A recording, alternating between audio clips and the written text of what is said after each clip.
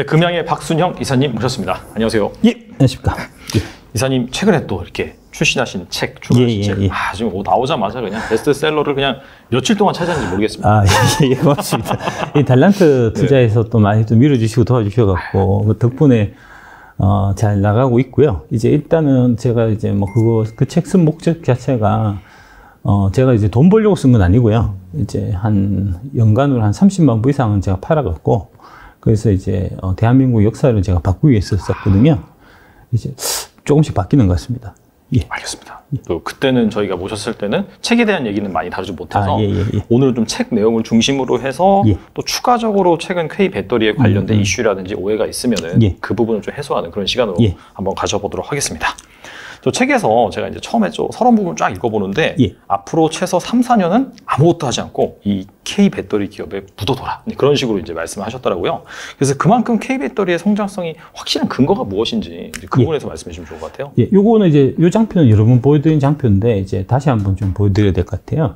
그러니까 이제 전기차용 전지 개발 그 프로세서를 이해하실 필요가 있는데 이게 이제 모든 것들이 그러니까 전지를 어떤 형태로 설계하고 그 다음에 거기 들어가는 소재 그 다음에 업체가 선정되는 게 다 34개월 전에 이미 끝나기 때문에 지금 보면은 한 25년 26년까지의 이제 매출액이라든지 뭐 그 다음에 그 생산 규모라든지 이런 것들은 이미 다 결정이 돼 있어요.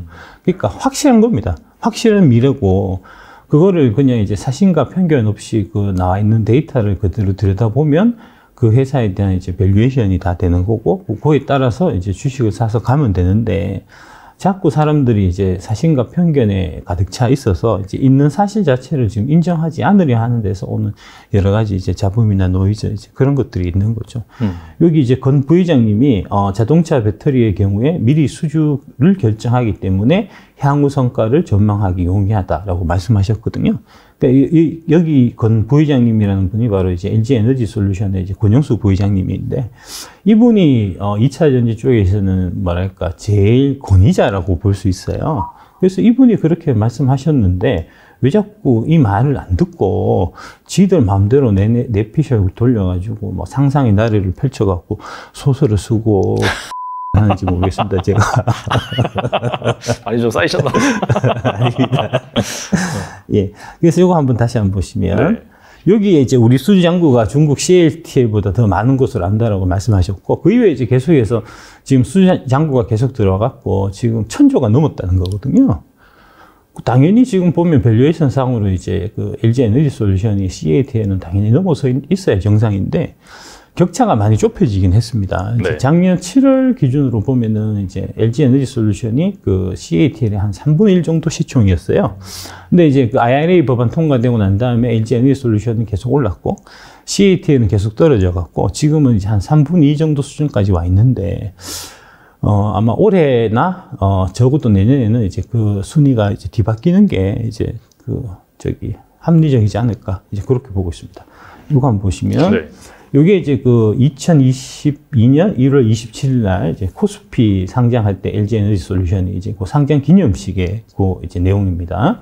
그때 당시에 이제 권 부회장님이 기념사를 통해 갖고 LG 에너지 솔루션의 상장은 30년이라는 짧지 않은 시간을 거쳐 쌓아온 도전과 혁신 역량의 결실이라고 하면서 고 법무 회장님께서도 오늘의 이 자리를 누구보다 기뻐할 것이라고 생각한다고 말씀하시는데 왜 그런지는 제가 쓴 책 K 배터리 레볼루션을 보면 자세하게 알 수 있습니다. 이제 보시면 되고, 이분이 이제 10년 전 LG 화학 전지 사업 본부장을 맡았을 때 이제 많은 우려의 목소리가 있었고, 그때 저희 회사에도 이제 LG 화학 쪽에서 오신 분들이 꽤 있으신데, 예, 한결같이 하는 말씀이 진짜 어렵고 고생 많이 했다고 하시더라고요. 그리고 이제 그 LG 화학 그때 당시에 전지 사업부가 계속 돈을 까먹어갖고, 어떤 게 있었냐면 이제 LG 화학이 지금도 그렇지만 이제 전통화학이 있고 그다음에 이제 전지사업부 쪽, 2차 전지 쪽이고 그렇잖아요. 그러면 전통화학 쪽에서 돈 많이 벌어요. 그러면 이제 직원들이 연말에 이제 보너스를 성과급을 받겠다고 이제 기대에 부풀어 있는데 전지사업부에서 조단위 이제 적진을 내 갖고 조단위식이나 성과급 한 푼도 못 주는 거예요. 막 그런 일들이 계속 되풀이 됐었기 때문에 사실은 그 안에서 이제 LG화학 쪽에서도 야, 이거 전진 안 된다, 이거 지금 포기하자 하는 얘기가 진짜 많았었다 하더라고요. 근데 이제 그런 것들을 다 이제 극복하고 이제 이뤄낸 거니까, 그래서 뭐 여기도 나오지만 이제 그만큼 어렵고 힘든 사업이었고, 뚝심과 끈기의 리더십을 발휘하신 고 구본무 회장님을 비롯한 여러 선배 임직원분들의 땀과 노력으로 오늘 이 자리에 설 수 있었다는 이제 그런 거고요. 로마가 하루아침에 이루어지지 않았듯이 K배터리도 결코 하루아침에 이루어진 건 아닙니다. 그래서 이제 그 부분을 제가 이제 여러분들한테 많이 좀 전달드리고 싶어서 K배터리 네볼루션 그 2장에 이제 한국의 그 K배터리 산업을 일으키신 이제 4명의 거인들에 대한 얘기를 제가 쭉 실었고요. 그게 이제 가장 첫 번째로 나오는 분이 당연히 이제 LG 에너지 솔루션, LG 그룹에 이제 돌아가신 그 고 구본무 회장님. 그 다음에 두 번째로 이제 에코프로 이동채 회장님. 그 다음에 이제 포스코의 권호준 회장님. 그 다음에 이제 그 현대그룹의 이제 정주영 회장님. 이렇게 이제 제가 4분을 소개를 해놨거든요. 한번 보시면, 아, 이게 이래서 우리나라 배터리 산업이 전 세계 넘버원이 될 수밖에 없구나 하는 이제 그런 부분들을 좀 이해를 하실 거고요. 그 말씀 나온 김에 이제 권영숙 부회장님에 대한 좀 소개를 조금 좀 더 드려야 될 필요가 있을 것 같습니다. 이분이 진짜 그 대한민국 2차 전지 산업 발전에 이제 있어가지고 가장 또 중추적인 역할을 하신 분이에요. 그러니까 구본무 회장님이 이제 그 최종 결정자로서 자금을 이제 배분을 해주고, 그 다음에 인력도 지원해주고, 그 다음에 이제 그 큰 방향을 계속해서 개발해라라고 이제 말씀하신 그 공도 분명히 있지만, 그거를 이제 받아서 실무에서 그게 실질적으로 이제 기술이 발전하고 제품화되고 하는 이제 그 과정은 이 권영수 부회장님이 사실은 진두지휘하신 거거든요. 이분이 여기도 나왔지만 이분이 이제 2012년에 LG화학 전지사업본부장으로 취임하셔갖고 2015년 12월 달에 이제 LG U+ 대표이사 부의장으로 이제 그 옮기실 때까지 2012, 13, 14, 15 한 4년 정도를 LG화학이 이 배터리 사업이 이제 그 자동차 쪽 배터리 사업이 재궤도에 올라갈 수 있게끔 가장 좀 선도적인 역할을 이제 앞에서 하신 분이고요. 그래서 이제 쭉 잘 하시다가 나중에 2021년 11월 달에 그때 이제 LG 에너지 솔루션 화재 사건 이제 볼트 쪽에 돈 물어주고 하는 이제 그 문제가 생길 때 다시 이제 구원투수로 오셔갖고 지금 이제 또 맡아서 LG 에너지 솔루션을 지금 이끌고 계신 이제 좀 그런 상황이고요. 여기도 나와 있지만 LG 에너지 솔루션은 지적 재산권 측면에서 경쟁사를 앞두고 있으며 중국 CATL과는 달리 다양한 글로벌 고객권을 보유하고 있다. 이제 이렇게 이게 이제 단순한 한 문장이지만 이 안에는 진짜 실로 말할 수 없는 진짜 피땀 눈물이 고스란히 이제 담겨 있는 거고요. 저희 금양의 이제 유광재 회장님이 저희 주 무대가 저희 주 이제 생산 기지가 중국이기 때문에 그때 코로나 사태 생기기 전에는 저희 그 회장님이 중국을 거의 이제 안방 드나들듯이 자주 왔다 갔다 하셨거든요. 근데 이제 그때 가실 때 보면은 비행기 안에 이제 옆에 그 권영수 부회장님이 자주 앉아 계셨다고 해요. 그때 2013년, 14년 이 무렵에 그때 당시에 이제 권영수 부회장님이 중국을 많이 방문하셨던 이유가 뭐냐면 이제 중국이 2차 전지 전기차 육성이 가장 빨랐기 때문에 2014년 무렵에 LG화학이 중국의 이제 그 전기차 메이커들 상위 10개 중에서 그 9개를 LG화학이 사실은 다 갖고 있었거든요. 근데 이제 그 이후에 2016년에 사드 사태가 터지고 중국 정부가 인위적으로 이제 CAT를 밀어주기 위해서 LG화학의 지금은 이제 LG 에너지 솔루션의 배터리를 쓰는 중국 메이커들한테 보조금을 지급하지 않는 방법으로 그렇게 부당하게 고객들을 다 뺏어갖고 CAT를 준 거거든요. 그렇죠. 그래서 CAT 지금 1등이 된 거지. 근데 이제 그런 역사를 전혀 모르고 지금 여의도에서는 어떤 식으로 얘기하냐면 CATL 기술력이 LG화학보다 더 낫다든지 CATL이 지금 이게 밸류에이션으로 보면은 CATL에 비해서 LG화학은 너무 비싸다든지 이런 얘기를 하잖아요. 이거는 일단 첫 번째로 공부가 부족한 거고 이 역사에 대한 두 번째로 애국심이 많이 부족한 거죠. 이래서 안 되는 거죠. 이제 그런 거고 그래서 이게 이제 권영수 부회장님이 그런 이제 이 초창기에 이 2차 전지 산업, 그 전기차용 2차 전지 산업 이 태동할 당시에 이제 실제로 활약을 하셨던 분이기 때문에 누구보다도 이 역사에 대해서 잘 알고 있고, 그 다음에 누구보다도 이 기술적인 부분이나 이제 시장 돌아가는 거에 대해서 다 꿰차고 계시거든요. 권영수 부회장님이 그래서 그렇다면은 그런 겁니다. 자꾸 쓸데없이 토달면 안 돼요. 아니, 니들이 진짜 무슨 자격으로 함부로 권영수 부회장님이 말씀하신 거에 대해서 토를 다냐고요. 토를 달려면 제대로 좀 근거나, 그 다음에 뭐, 팩트를 갖고 와서 토를 달아야지, 그냥 내 패션을 돌려갖고는 뭐, CATL이 LG보다 낫다든지, 뭐, 나트륨 배터리 이제 나오면은 한국이 큰일 난다든지, 뭐 이런 얘기를 하고, 최근에 이제 이 권영수 LG 에너지 솔루션 부회장님이 이제 한국 배터리 산업협회라는 게 있습니다. 이제 이게 한국 배터리 산업의 그 발전을 위해서 만든 협회인데 2월 24일 날 이제 새롭게 그 배터리 산업협회장으로 이제 선임이 되셨고요. 거기서 이제 하신 말씀이 모빌리티 산업 혁신을 주도하는 배터리는 친환경 미래를 이끌 지속 가능 성장 핵심 동력이고 반도체 디스플레이를 잇는 국가 핵심 전략 사업으로 키우기 위해서 정부와 발맞춰 공급망 경쟁력 강화, 지속 가능한 배터리 순환 체계 구축 등, 그래서 차세대 전지 기술 개발을 위한 투자, 지원, 배터리 신시장 창출 등 미래 배터리 시장 주도권 확보를 위한 노력도 아끼지 않을 것이다라고 말씀하셨는데 이 부분을 잘 보셔야 돼요. 왜냐하면 이 안에 투자 아이디어가 다 들어가 있는 거거든요. 정부도 지금 이 의지는 확보하고 반도체 다음에 그 다음에 배터리라는 거는 이제 국가에서도 그렇게 전략적으로 지금 정한 거고, 그 다음에 거기서 가장 핵심되는 건 뭐냐면 여기 딱 나오면 공급망 경쟁력 강화잖아요. 그 다음에 지속 가능한 배터리 순환 체계니까 딱 보면은 여기 알 수 있는 게 딱 느낌이 딱 와야 될 거 아닙니까? 이게 2차 전지 관련 자원에 강점이 있는 회사에 투자를 해야 되겠다. 그죠? 그 다음에 이제 폐배터리 리사이클링 이런 쪽이 앞으로 이슈가 될 수 있겠다. 거기 맞춰서 투자를 하면 되는 거 아닙니까? 그러니까 대표적으로 최근에 그래서 이제 주가가 불을 뿜는 회사가 있는데 그 회사가 바로 에코프로입니다. 맞아요. 네. 예. 이런 내막을 전혀 내막을 모르는 게 아니고 내막을 애써 무시하면서 이제 그 광물 쪽 확보 노력 이런 얘기는 일절 안 하고 이게 이제 폐배터리 쪽만 자꾸 얘기를 하니까 이제 성일 하이텍이나 사라고 자꾸 얘기를 하고 에코프로는 얘기를 안 한다고요. 그래서 이제 모여갖고 에코프로가 많이 올랐습니다. 이유는 잘 모르겠습니다. 지금 일하고 있다고요, 지금. 왜냐하면은 이제 지금 유럽의 CRMA 법안이라고 나오는데 그 법안의 핵심 골자가 뭐냐면 이제 중국 광물을 안 쓰고 중국 이외의 광물을 쓰겠다는 겁니다. 중국 이외의 리튬이나 뭐 이런 것들을 확보 노력을 지금 하고 있는 그 회사가 있을 거잖아요.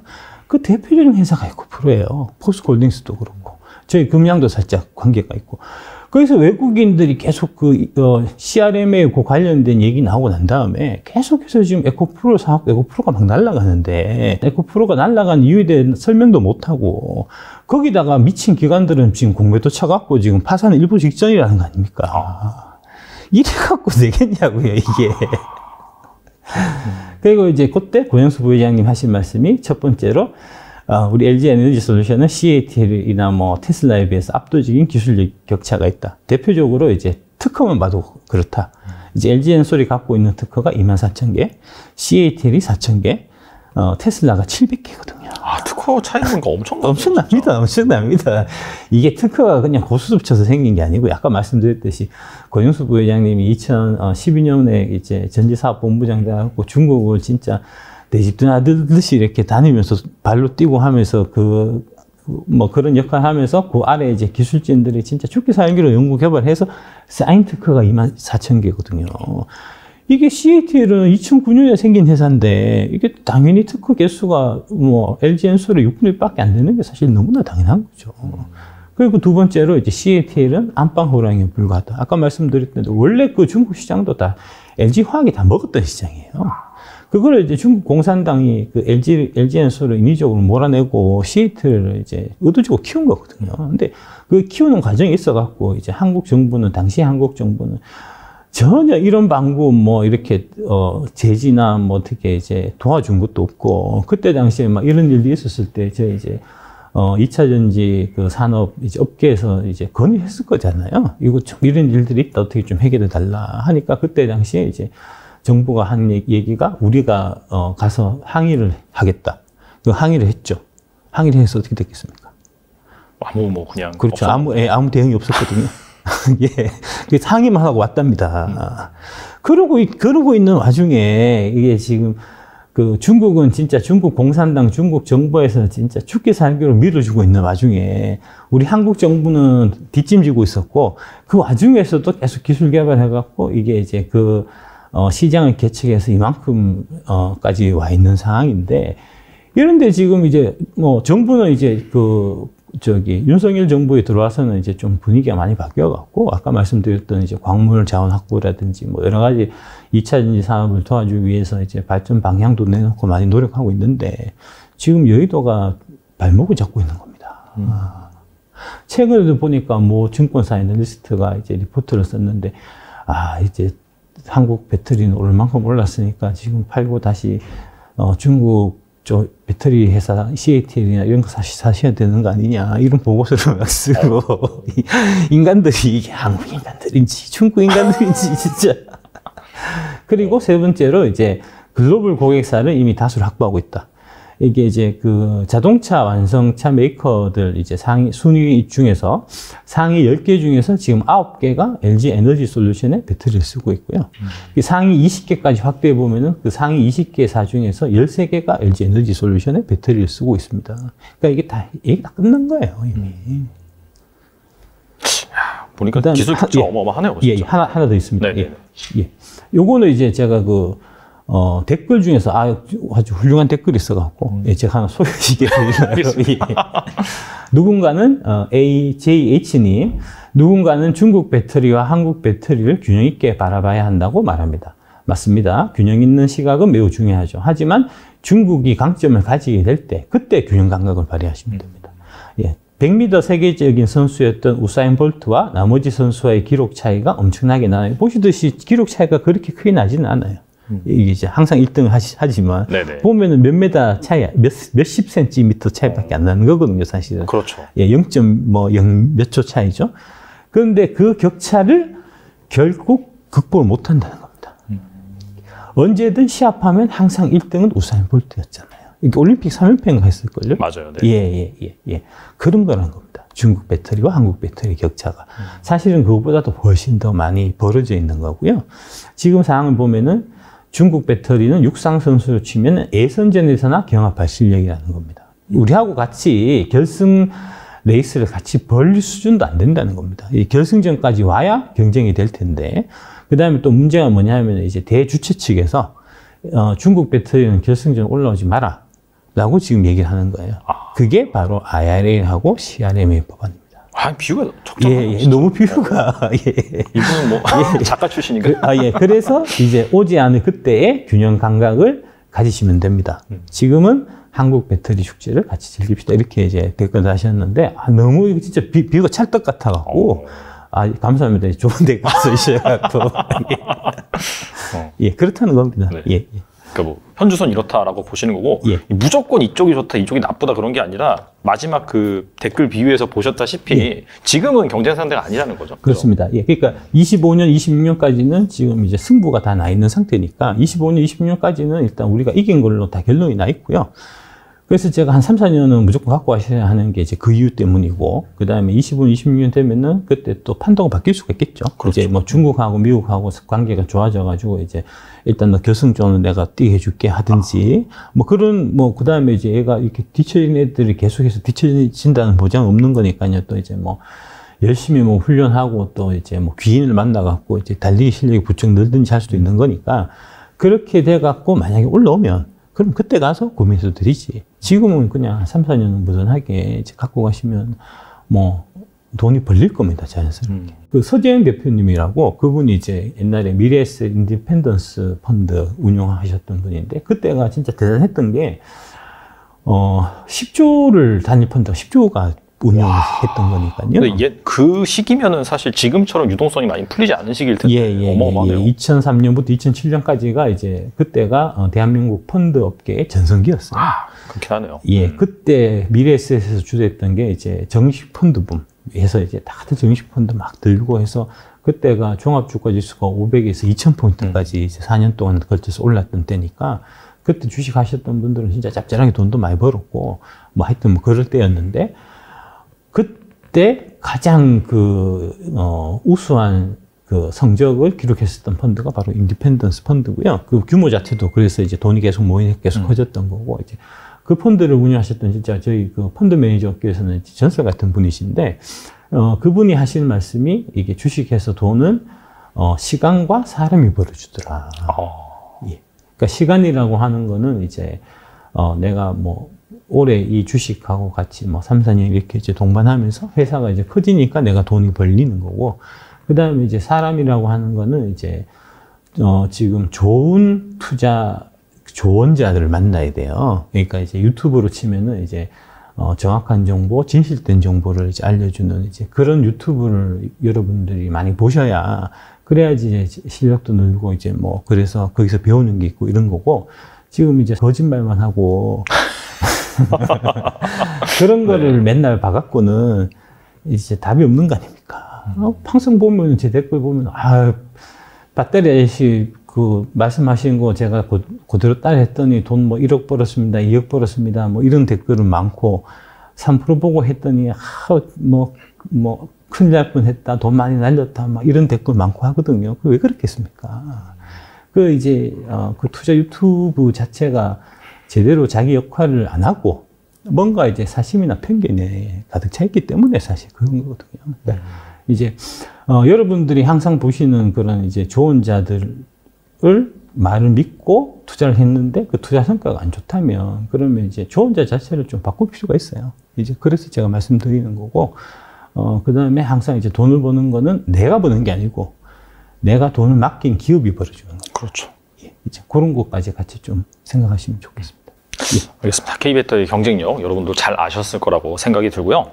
최근 이슈를 한번 짚고 넘어갈게요. 앞서서 이제 CATL 언급을 해주셨는데, CATL이 최근에 이제 배터리 파격 할인 이걸 나선다라는 소식이 나온 뒤로 약간 2차 전지 셀 업체들 같은 경우에 좀 단기적인 조정이 나오긴 했거든요. 그래서 이게 약간 좀 국내 2차 전지 업계에 미친 영향이 무엇인지 좀 투자자분들이 궁금해하실 것 같아요. 요거를 이제 그 탄산 리튬하고 수산 리튬 이제 두 가지 형태가 있다는 거를 이제 아시는 분도 있고 잘 모르시는 분도 있고 할 텐데, 이제 그거를 먼저 좀 이해를 하셔야 이게 좀 전체가 이해가 되실 거거든요. 그래서 제가 그 자료를 좀 갖고 왔습니다. 수산 리튬과 탄산 리튬의 사용처에서 이제 하이니켈에는 수산 리튬, LFP는 리튬 인산철, 여기는 탄산 리튬입니다. 그러니까 이렇게 보면 중간에 이제 교집합 부분이 있어요. 이제 NCM 622하고 NCM 523까지는 탄산도 써도 되고 수산을 써도 되고, 그 다음에 이제 NCM 하이니켈, 그러니까 니켈 함량이 80% 이상 올라가는 것들은 80%, 90% 되는 것들은 반드시 수산 리튬을 써야 되거든요. 그러니까 지금 이제 그 CATL이 배터리 파격 할인에 나섰다고 했을 때 그 얘기는 탄산 리튬에 국한된 얘기고요. 우리가 이제 주종으로 하고 있는 거는 지금 하이니켈 쪽이라서 수산 리튬이라서 우리하고는 아무런 관련이 없는 얘기죠. 예. 그 다음에 요거는 뭐 굳이 아실 필요는 없는데, 이제 말씀 나온 김에 그러면 이제 탄산 리튬하고 수산 리튬이 왜 이렇게 구분해서 쓰냐, 뭐 요건 좀 이론적인 얘기인데 좀 말씀드리면, 니켈은 이게 높은 온도에서는 이제 리튬하고 합성이 잘 안 돼요. 그러면은 이제 이 잔류 리튬 문제가 생겨서 그 잔류 리튬이 여러 가지 문제점들을 일으키거든요. 화재라든지, 그 다음에 이제 배터리 수명이 줄어든다는 문제가 생겨요. 그래서 이제 그 부분을 해결하기 위해서, 이 탄산 리튬이 녹는 온도가 723도고, 수산 리튬이 462도에 녹기 때문에 수산 리튬을 쓰는 겁니다. 하이니켈의 경우에는. 예, 그래서 이제 이런 형태로 구분되고, 우리는 수산 리튬을 주력을 하고 있기 때문에 탄산 리튬하고 갖고 얘기하는 거는 안 맞다. 우리랑 아무런 관계가 없다는 거고, 그 자료가 사실은 삼성증권 자료거든요, 갖고 온 게. 네. 근데 삼성증권 애널리스트가 지가 자료를 이렇게 써놓고 지금 그렇게 얘기하고 다닌다. 아, 그래요? 나쁜 사람이죠. 자기가 이렇게 표가에 딱 만들었잖아요.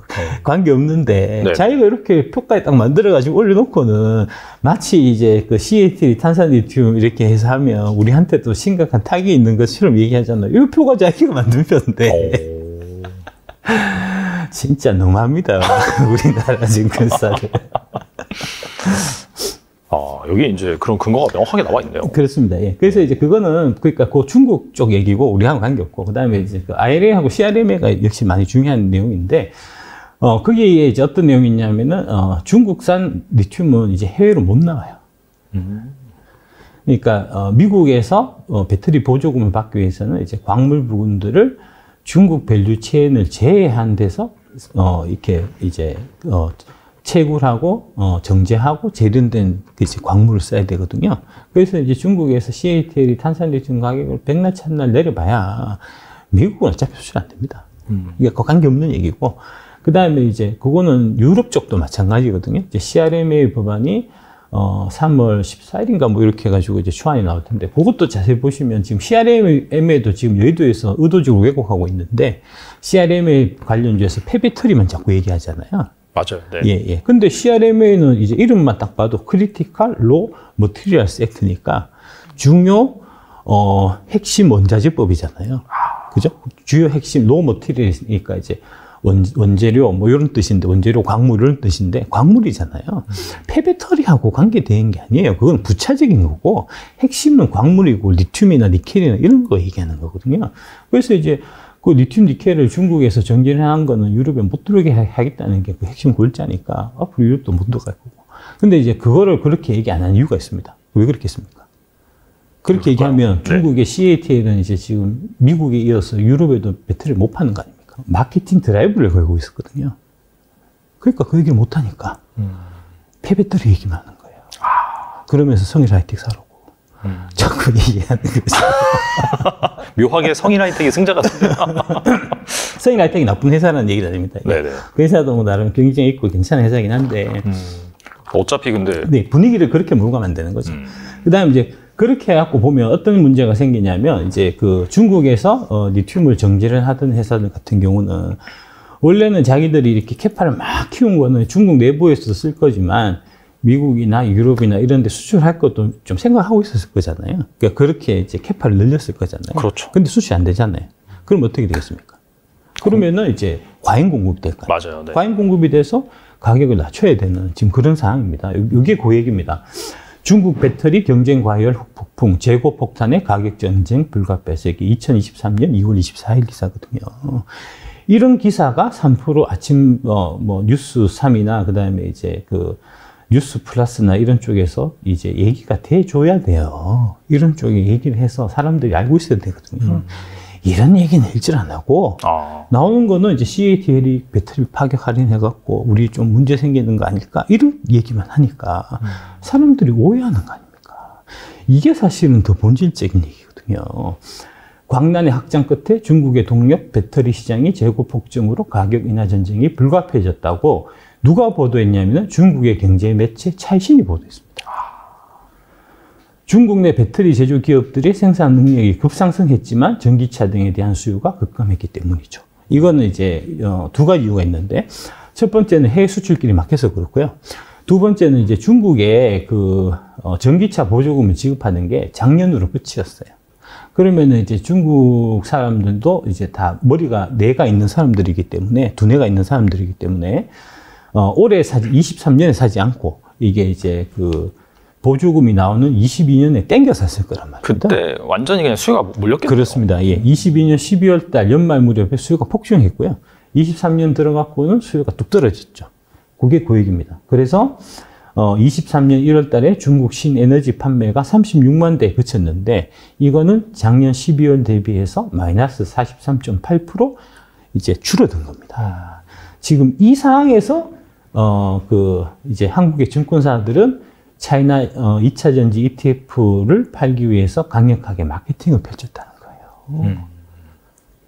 그렇게 마케팅을 펼치니까 방구 안 하고, 거꾸로 CATL이 이게 배터리 파격 할인했으니까 한국 배터리 업계에 좀 문제가 생기지 않겠냐, 이런 얘기를 하고 있는 거라고요. 이게 얼마나 진짜 사람을 속이는 짓입니까? 그래서 여기 보면 중국 내 배터리 재고량이 2018년에 13.6GWh였던 게 2019년에 23.2GWh가 됐고, 2020년에 19.8이었다가 21년에 65.2GWh로 늘었고, 2025년에는 251GWh로 늘었다. 근데 그 정도면 좀 어마어마하게 재고가 많은 건데요. 예, 예. 과잉 재고가 어마어마합니다, 중국은. 그래서 이제 이걸 어떻게든 해결해야 되잖아요. 근데 이제 원래는 미국 같은 데 나갔어야 되는데 그 수출길이 IRA로 다 막히니까, 그래서 바지가랑이라도 붙들고 늘어진 게 포드의 CATL이 네네. 합작 공장. 합작은 아니고, 그것도 합작이라고 얘기하면 안 되고요. 그렇죠. 보니까 이게 공장 포드가 세우고 기술 수출만 한다 막 그렇게 한다고 하더라고요. 기술 수출하는 그런 거라도 일단 발을 걸쳐놔야 이 문제가 해결이 되니까 이거는 이제 어떤 거냐면 그 과거에 그 박정희 시대 때 박정희 전두환 시절에 이제 우리가 중화학공업 이런 거 육성했었잖아요. 국가 주도의 경제에서는 항상 문제가 생기는 게 이제 정부가 주도하는 산업에 뭐 보조금 같은 것들을 막 퍼주기 때문에 거기에 필연적으로 이 보조금을 따먹기 위해 가지고 막 기업들이 우죽순격으로 생겨요. 그래서 그게 너무 많이 생기다 보니까 결국 어떻게 되냐 하면은 이게 이제 공급 과잉이 되고 그러면은 이제 그거를 이제 공급 과잉된 거를 좀 줄이는 이제 그게 이제 과거에 보면은 박정희 시대나 전두환 시절에 이제 통폐합 뭐 중화학공업 뭐 조선통폐합 화학통폐합 이런 것들 그다음에 IMF 이후에 이제 그룹들, 빅딜, 뭐 이런 것들이 다 이제 그런 맥락이거든요. 지금 그런 상황입니다, 중국은. 근데 지금 우리 여의도에서는 차이나 2차전지 ETF 팔고 있고요. 한국의 2차전지 너무 고평가되어 있으니까 빨리 정리해야 된다고 얘기하고요. 한국의 2차전지 이 산업의 퍼가 중국 2차전지 동종업체 퍼에 비해서 높은데 이거는 너무 말도 안 되지 않냐 하는 뭐 이런 얘기들 하고 있는 거거든요. 좀 정신 차려야 됩니다. 지금 여러분들이 당장 하셔야 될 거는 첫 번째는 차이나 전기차 ETF를 빨리 팔아야 되고요. 두 번째는 이제 중국 의존이 심하거든요, 테슬라가. 지금 테슬라는 항상 문제가 지금 이제 생산의 절반, 판매의 절반 정도로 중국에 의존하고 있는 상태인데 지금 중국 시장이 빠르게 이런 형태로 이제 이전 투구 양상으로 가기 때문에 이 영향을 벗어나기가 제가 봐서는 좀 어려울 거라고 봐요. 그래서 테슬라도 빠른 시기에 이제 정리하는 타이밍을 좀 생각하셔야 될 겁니다. 이제 그렇게 얘기를 해야 되는데 아까 말씀하셨듯이 국내 2차전지 업계에 미치는 영향에 대해서 고민을 한다고요. 국내 2차전지는 아무 상관없으니까 신경 안 쓰셔도 되고요. 차이나 전기차 ETF하고 그다음에 테슬라를 좀 걱정하셔야 됩니다. 그 말씀을 들어보니까 그 유럽의 CRMA 법안 같은 경우에도 결과적으로는 이 핵심 광물을 확보할 수 있는 뭐 에코프로 밸류 체인이라든지 포스코 밸류 체인이 결과적으로 수혜주겠네요. 그렇습니다. 예. 요거 얘기 조금 더 이어나가고요. 보시면 이게 이제 중국 전기차 이제는 다르게 투자할 때 여기 자료가 미래에셋 자산운용 2월 16일 날 진짜 자료입니다. 그러니까 이런 식으로 미래에셋 자산운용 이제 그 자기 블로그에서 이게 막 광고를 하고 있어요. 근데 그 주가는 차이나 2차전지 ETF는 이렇게 작살 나고 있습니다, 지금.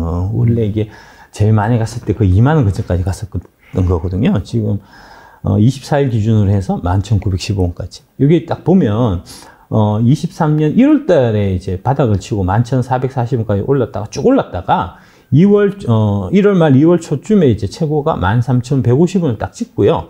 이 무렵에 어떤 일이 있었냐면 아까 말씀드린 CRM의 얘기가 나왔습니다. 그러면서 이제 배터리 광물 동맹해서 이제 유럽하고 미국하고 협력해서 중국 광물을 제끼자. 이제 그런 얘기가 남아프리카 공화국에서 있었거든요. 회의가 있었거든요. 그런 얘기 모르시잖아요. 3%에서 얘기를 한다니까, 그런 얘기는. 증권사에서도 얘기를 안 해요. 왜 얘기를 내가 하는지 모르겠어요, 진짜. 그러니까 아무도 모른다고요, 그거를. 근데 그게 정말 중요한 이슈인데, 그 이슈에 지금 어떤 일이 일어나고 있냐면은 그 관련돼서 그러면은 이제 그 중국 제한 광물을 갖고 있는 에코프로, 그 다음에 이제 금양도 마찬가지고 포스코홀딩스 이런 것들의 외국인 매수세가 몰리면서 주가가 지금 막 더블 났잖아요. 단기간에. 순식간에. 얘기를 하니까 사람들은 몰라요. 지금 뭐 때문에 그런지도 모르고. 막 헤매고 있고 그 와중에 지금 중국의 2차전지 ETF는 이렇게 작살이 나고 있습니다. 13,150원 찍고 지금 12,000원을 깨고 내려가고 있는 겁니다. 지금 이런 흐름을 아셔야 돼요, 여러분들이. 이런 흐름을 얘기 안 주는 유튜브는 빨리 구독을 끊으셔야 됩니다. 제가 괜히 드리는 말씀이 아닙니다, 진짜. 이제 자기들이 공매도를 찍어 눌러갖고 주가를 떨어뜨리면 개미들이 겁먹고 팔고, 그래서 이제 주가가 떨어지면 떨어진 가격에서 사서 상환하고 이런 일들이 계속해서 반복했었거든요. 그렇게 쉽게 돈을 벌어놓으니까 얘네들이 지금 기고만장해져가지고 교만해져가지고 제대로 이제 2차전지 산업에 대한 공부도 안 하고 그 해당 기업에 대한 밸류에이션도 정확하게 하지 않고 자기들 마음대로 힘으로 찍어 누르면 뭐든지 할 수 있어 하는 식으로 이렇게 교만하게 행동하다가 그 대가를 지금 톡톡히 치르고 있는 그런 상황입니다. 제가 이제 옛날에 대한투자신탁 다닐 때 저희 팀에서 한 3,500억 정도까지 운영했었거든요. 많이 하셨네요. 예. 저희가 이제 옛날에는 한국투신, 대한투신 하면 이제 양대투자신탁이어갖고, 뭐, 거의 지금은 이제 국민연금 같은 그런 급이었습니다, 저희가. 그래서 이제 그 매니저들 할 때 보면 그 매니저들이 이제 주문을 집중적으로 내면 상한가를 보낼 수도 있고요. 하한가를 보낼 수도 있어요. 그게 이제 그런 형태로 해서 자기가 많이 갖고 있는 종목을 상한가를 보내버리면 그러면은 그게 이제 주가가 올라서 자기 평가가 좋아질 거잖아요. 이제 그런 게 보면은 보통 이제 분기말, 연말 이런 때 그게 이제 이른바 윈도우 드레싱이라고 하는 거고요. 이제 근데 그런 형태로 해서 이제 단기적으로 그게 이제 할 수는 있지만 반드시 그 후유증이 따르거든요. 그래서 뭐 그런 형태로 자기가 직접 주가를 만들고 했었던 매니저들을 저도 많이 봤었는데 그런 매니저들이 다 하나같이 결말이 안 좋았고요. 그러니까 결국은 시장을 이길 수가 없어요. 그러니까 단기적으로 이제 많은 사람을 속일 수는 있고요. 그 다음에 소수의 사람을 장기적으로 속일 수는 있지만 많은 사람을 오랜 기간 속일 수는 없습니다. 그게 시장의 논리거든요. 지금 이제 그 대가를 지금 여의도에서 이제 좀 잘못 공매도 친 기관들이 지금 톡톡히 지금 치고 있는 겁니다. 지금 이제 그런 거고요. 다음, 예. 그 다음에 그래서 이제 이런 것들이 결국은 이제 사실과 편견 때문이라는 거고, 이런 사실과 편견을 제가 깨트리기 위해서 이제 쓴 책이 바로 K 배터리 레볼루션이라는 거예요. 그래서 이제 이 책이 진짜 1년에 한 30만 권 정도 팔리는 초대박 베스트셀러가 되면 이런 사실과 편견이 일거에 사라질 거고, 그러면은 이제, 이 여의도의 투자 문화라든지, 그 다음에 이제 유튜브에 이제 투자 관련된 이제 이 프로그램들의 그런 풍조 같은 것도 일거에 많이 쇄신되지 않겠나. 저는 이제 그런 생각을 하고 있고요. 여의도에 팽배한 이제 사심과 편견이라는 거는 아마 이런 거 아닌가 싶습니다. 일단 사심이라고 하는 거는 아까 말씀드렸듯이 차이나 전기차인 2차전지 ETF들 팔고 싶다든지, 그 다음에 중국의 마케팅비를 지원받아갖고 움직이는 사람들이 좀 있지 않나 싶은 생각이 좀 들고요. 중국 공산당에 좀 포섭돼서 활동하는 사람이 있지 않나, 뭐 그런 생각도 제가 개인적으로 해보고요. 그 다음에 편견이라고 하는 거는 이제 중국은 대국이고 한국은 소국이다. 그래서 대국 중국한테 감히 경쟁해서 이길 수가 있겠냐. 2차 전지도 마찬가지일 거다. 이제 이런 얘기들. 그 다음에 테슬라는 위대하고 LG 에너지 솔루션은 쓰레기다. 그래서 이제 LG 에너지 솔루션 4개 산 그 값이면 테슬라 1개 사고 말겠다. 이런 얘기를 대학교 강당에서 이제 학생들을 가르치는 교수라는 분이 하는 거는 저는 진짜 이해를 못 하겠습니다. 사실이 그렇다고 하더라도 교수님이 그런 식으로 말씀하시면 안 되죠. 교수님이면 더더욱 이 한국 기업에 대한 애정과 이제 뭐 이런 부분이 리스펙 같은 부분이 있어야 되는 거 아닙니까? 뭐 그런 말씀 하시려면 미국 가서 교수하시든지요. 지금 그런 생각을 저는 하고 있고요. 요거는 이제 제 작가의 변 제가 이제 그 책에 써놓은 건데, 이 책으로 인해서 한국이 미래 산업을 주도하는 시대를 여는 데 도움이 되고, 국내 증시가 양질화되는데 소중한 모험 사례가 만들어질 수 있다면 더 이상 바랄 바가 없겠다. 신의 가호가 함께하기를. 이런 심정으로 썼고요. 이제 이거 쓴다고 제가 그때 대상포진 걸려갖고 죽을 뻔했습니다. 예. 야, 되게 힘드셨겠네요. 예, 힘들었습니다. 야. 예. 대상포진 진짜 힘들더라고요. 그렇죠. 엄청 힘들죠. 예. 하여튼 뭐 그렇게 뭐 나름 이제 고생하면서 쓴 건데, 또 이제 다행히도 이제 다른 투자에서도 많이 도와주시고, 이제 김 작가 TV에서도 많이 도와주시고, 뭐 옹달 책방에서도 많이 도와주시고, 예, 다들 많이 도와주셔갖고 다행히 이제 성과를 내고 있어서 정말 너무 다행이라고 생각합니다. 네. 앞으로 더 많이 파셔야죠. 예, 감사합니다. 더 잘 되길 바라도록 하겠고요. 다시 이제 책 내용으로 와서 여쭤보고 싶은 게, 책에서 이제 미래 산업의 핵심은 에너지 밀도라고 하셨는데, 그 이유가 무엇인지 궁금하고, 앞에서 다소 좀 소개를 해주셨는데, 이 3원기와 LFP 배터리에 관한 아직도 좀 오해가 있는 것 같아요. 그래서 좀 말씀해 주시면 좋을 것 같습니다. 네. 요거 한번 보시면, 이게 이제 책에 있는 내용입니다. 이제 책에서 표를, 요거는 이제 저희 지와인 그 출판사에서 잘만 그리셨다고 듣더라고요. 그래서 그걸 그대로 인용을 했고. 네. 뭐 NCMA 배터리, 그러니까 이게 이제 니켈 90% 들어간 겁니다. NCMA는 이제 LG 에너지 솔루션의 주력 배터리고요. 이게 이제 305W/kg, 그러니까 1kg에 305W의 에너지를 저장할 수 있는 배터리다, 이런 뜻이고, 그에 비해서 중국에서 하고 있는 LFP 배터리 같은 경우는 165W/kg, 1kg에 165W의 이제 에너지를 저장할 수 있는 배터리다, 이렇게 되는 거예요. 그럼 여기서 이제 분모를 동일하게 놓든 분자를 동일하게 놓든 해야 이게 상호 비교가 되니까 일단 이제 분모인 킬로그램 이제 무게를 같이 놨을 때 그러면은 이제 NCM의 배터리가 LFP 배터리보다 85% 더 많은 에너지를 저장할 수 있는 거고요. 이 85% 더 많은 에너지를 갖고 뭘 할 수 있냐면은 첫 번째로 제로백을 줄일 수가 있습니다. 그러니까 훨씬 가속력이 있게 차를 만들 수가 있고요. 그 다음에 두 번째로 일회 충전 주행 거리를 훨씬 더 멀리 가게 할 수 있습니다. 세 번째로 실내 공간을 키울 수가 있고요. 네 번째로 탑재 그 중량, 그러니까 이제 짐을 더 많이 실을 수도 있습니다. 그러니까 그 네 가지를 다 할 수 있는데 그 네 가지를 이제 조합을 해서도 할 수 있어요.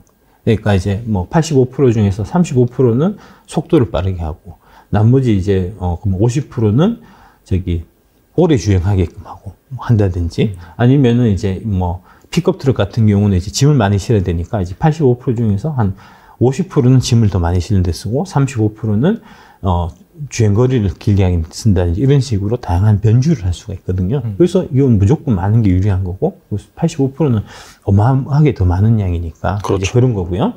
그 다음에 동일 에너지일 때 이제 위에 분자 이제 와트시가 같을 경우에 NCM의 배터리는 LFP 배터리보다 46% 더 무게가 가볍다는 거고요. 통상적으로 이제 우리 그 아이오닉 5 같은 경우가 킬로로 치면은 그 배터리 무게가 한 500kg 정도 되거든요. 그러면 이제 동일한 아이오닉 5에 들어가는 이제 NCM 배터리를 이제 LFP로 바꾼다고 했을 때 그러면은 아이오닉 5가 아니고 이제 아이오닉 6라고 말씀드려야 될 것 같습니다. 아이오닉 6부터 이제 NCM가 들어가기 때문에 아이오닉 6를 이제 LFP로 바꾸게 된다고 보면은 그게 940kg가 돼요. 와, 거의 2배네요. 예, 440kg가 더 무거워집니다. 와. 그러면 이제 그렇게 무거우면은 차 안 가죠. 이제 문제가 많이 생기죠. 완전히 그 나중에 그 커브 돌 때 잘못 돌면 완전 날아가겠네요. 그럼요. 예. 그게 이제 요 뒤에 있는 설명입니다. 이제 요게 1,500kg 차량을 10% 경량화했을 경우에, 요거는 이제 현대차 쪽에서 제가 갖고 온 자료고요. 10%만 경량해도, 근데 1,500kg잖아요. 네. 근데 사실은 이제 아이오닉 5, 아이오닉 6 같은 경우가 한 2kg, 2.2kg 뭐 이렇게 됩니다. 그렇죠. 2.2톤, 2톤에서 2.2톤이니까 이거보다 1,500kg 차량은 보통 이제 요거는 내연기관을 기준해서 이제 자료를 만든 거고요. 그걸 갖고 온 거라서. 그래서 10% 경량하면, 그러니까 1,500짜리 차를 10%만 경량을 시켜도 연비가 3.8% 향상되고, 제동거리가 5% 줄어들고 가속 성능이 8% 향상되고 차체 내구 수명이 1.7배 더 좋아지고 뭐 배기가스 배출은 이제 전기차랑 관계없지만 그렇죠. 내연기관차일 경우에는 배기가스 배출조차도 줄어든다는 거거든요.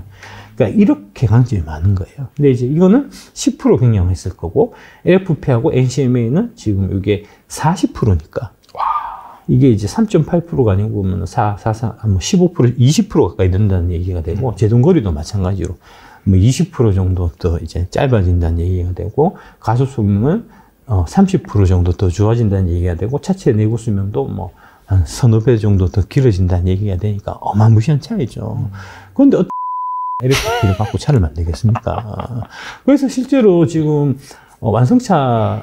글로벌 완성차 메이커들이 LFP를 갖고 신차가 신차를 개발하고 있는 데는 없어요. 없다니까요.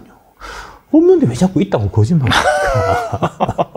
답답해 미치겠습니다, 진짜. 차를 한번 갖고 와보라고. LFP가 채택하는 차 갖고 와보라고. 테슬라가 하고 있는 LFP 있잖아요. 그거는 이제 순전히 그 중국 공산당의 입맛에 맞기 위해서 하는 거고, 그런 정치적인 이유 때문에 하는 거고. 그거 말고는 없어요, 지금. 있으면 갖고 와보라고.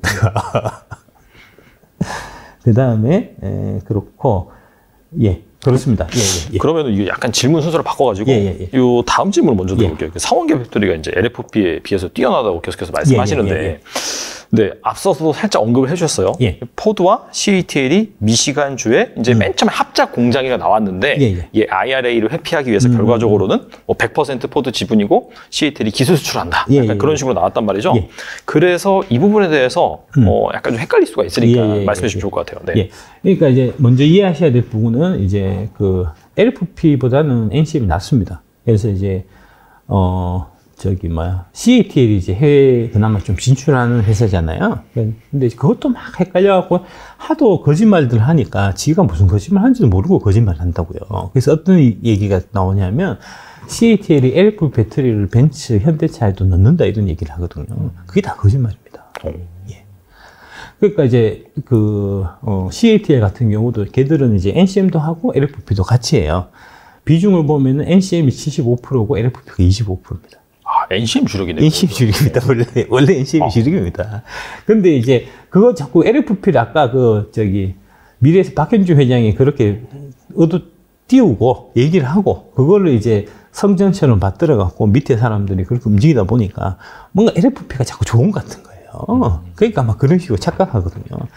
그러니까 CAT 입장에서도 이제 해외 진출하고 하는 부분들이 되게 중요하기 때문에 LFP가 진짜 가격 경쟁력도 있고 NCM보다 좋으면 그러면 당연히 벤츠에 들어가는 배터리도 LFP 배터리고 현대차에 납품하는 배터리도 당연히 LFP 배터리가 될 거 아닙니까? 그런데 NCM이라고요. 그게 다만 걔들의 NCM 기술이 우리처럼 이제 NCM9급이나 90% 쓰는 이런 급까지는 도달을 못했기 때문에 NCM9이면은 에너지 밀도가 한 305W 15kg 정도가 되고요. 그 CATL 하는 거는 그거보다는 이제 에너지 밀도가 많이 떨어지는 뭐 한 240, 250 정도 되는 이제 구형 NCM 하는 겁니다. 그 구형 NCM을 지금 어디다 넣고 있냐면은 포드 벤츠 EQS에 넣고 있고, 그 다음에 현대차 같은 경우는 현대차에서도 구형 모델이 있어요. 니로라든지, 그 다음에 코나 그런 거는 이제 옛날에 만든 모델이라고, 원래 그게 이제 NCM 6둘들이 들어가는 모델이거든요. 그러니까 이제 우리 배터리 업계들은 이제 NCM 6둘들은 이제 옛날 거니까 그거 만들어갖고 돈도 얼마 안 남고 하니까 이제 구반반이나 뭐 NCM 이런 거 만들기 바쁘니까 그래서 그거 신경 안 쓰고요. 그래서 이제 CATL 거를 현대가 받아서 쓰는 거거든요. 거기 들어가는 배터리가 NCM 6둘도 배터리예요. 그러니까 뭐 그런 형태. 그러니까 이제 CATL도 아까 말씀드린 LFP가 더 좋으면 LFP를 해갖고 현대도 LFP 들어가겠죠. 벤츠에도 LFP 들어가겠죠. NCM도 간다니까요. NCM 6둘도 들어가고 벤츠 거는 NCM 81 뭐 그 정도 선인 것 같은데 하여튼 뭐 그런 거 들어가거든요. 그것도 애초부터 다 틀린 얘기잖아요. 그런 게 걸러지지가 않아요, 지금 우리나라에서는. 이게 심각한 이제 사실과 편견에 가득 차 있어서 그렇고요. 그다음에 그래서 사실은 이제 그 얘기가 왜 말씀드린 거냐면 CATL이 지금 이제 미국 포드에 들어가는 거를 LFP가 들어가는데 그게 LFP가 좋아서 들어가는 게 아니고 CATL도 NCM을 원래 넣고 싶어 했었습니다. NCM을 넣고 싶은 거거든요. 근데 NCM을 못 넣어요. 왜 그러냐면 그 CATL에 들어가서 그 NCM 기술을 만든 기술자들이 한국 사람들이에요. LG 엔솔하고 삼성 SDI에서 나와서 건너가서 만든 사람들. 원래 걔들이 기술이 없었으니까요. 2009년에 생긴 회사인데 그 기술이 어디 있었겠습니까? 그러게요.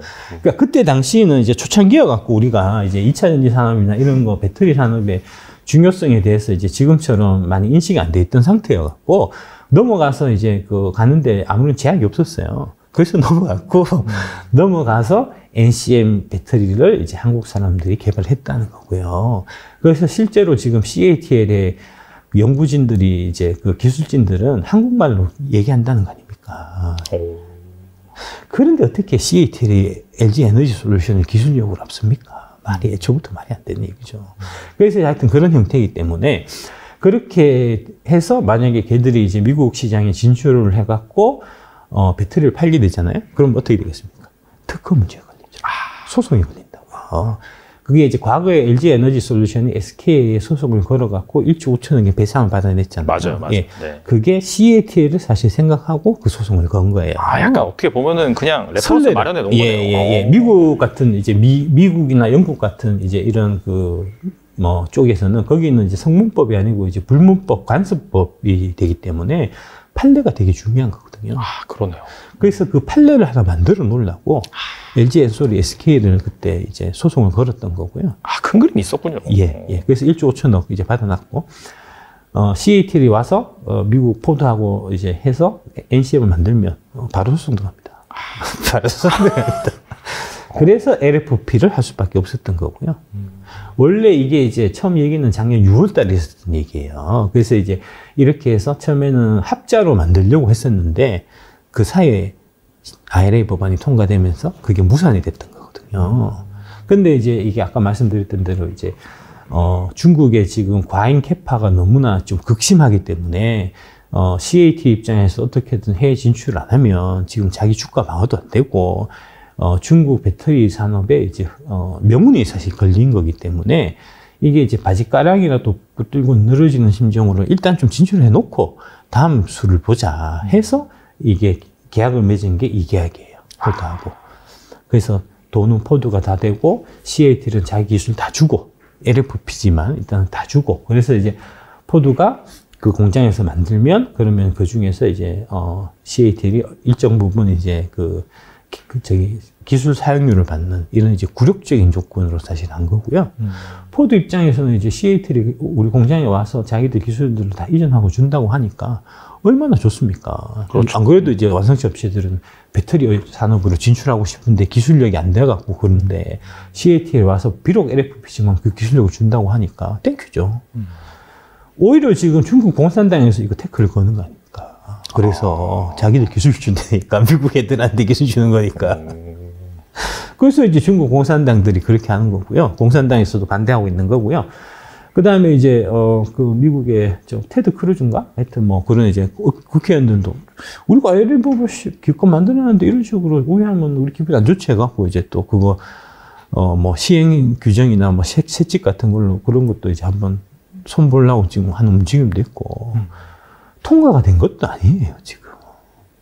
그죠? 근데 그거는 막 부풀려갖고 어떻게든 한국 2차전지 팔고 대신에 CATL이 포함되어 있는 이제 차이나 2차전지 ETF를 사게끔 하려고 그 생쇼를 지금 하고 있는 거고요. 보면 진짜 한심하고. 하여튼, 그 다음에 또 문제가 뭐냐면, 그렇게 해갖고 일단 뭐 다 지금 되지도 않았는데, 안 될 가능성도 많으니까. 됐다고 쳐도 또 문제가 뭐냐면, 이게 이제, 이 해외 진출하면은 당장 수율 문제가 걸립니다. 그때도 한 말씀, LG 엔솔이 폴란드 수율 잡는 데 4년이 걸렸고요. SK가 지금 헝가리 공장 지어가지고 이제 작년 한 해 내도록 수율 잡았는데 못 잡아갖고, 이제 올해도 힘들 것 같은데요. 24년 돼봐야 될 것 같은데 이러고 있다는 거 아닙니까, 지금. 그것도 2, 3년 걸리는 거잖아요. CATL은 지금 미국 땅을 밟아본 적이 한 번도 없거든요. 미국 땅 가갖고 한번 해보면, 미국 물이 다르구나, 미국 공기가 다르구나, 하는 걸 뼈저리게 느끼게 될 거고, 몰라도 최소 3, 4년은 무조건 걸립니다. 이게 이제 2016년에 공장이 완공된다고 하는 건데, 2026년에. 그러면 실제로 이제 시장에 CATL 기술이 들어가 있는 그 배터리가 나오는 데까지는 2029년, 2030년이라는 얘기거든요. 2029년, 2030년까지 주식 갖고 계실 것도 아닌데, 왜 그걸 지금 걱정하고 있냐.